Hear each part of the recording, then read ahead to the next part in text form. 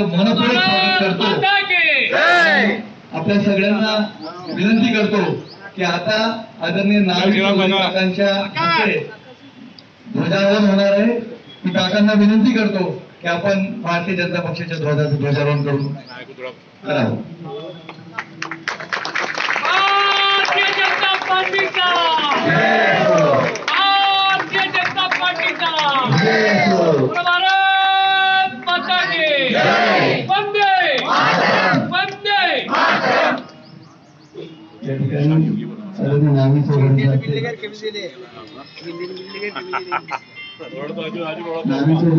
यांच्या हस्ते ध्वजारोहण झालंय। आपल्या सगळ्यांना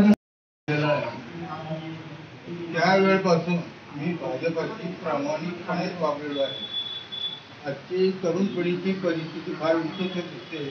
सकाळी काही, दुपारी काही, संध्याकाळी काही, पण सर्व कार्यकर्त्यांनी इमानदारीने फक्त भाजप म्हणजे मी म्हणजे वाटत अशा पद्धतीने वागावं एवढ्याच